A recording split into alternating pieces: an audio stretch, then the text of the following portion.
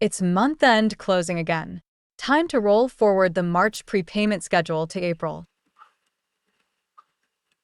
Yucks. Updating the worksheet formulas again?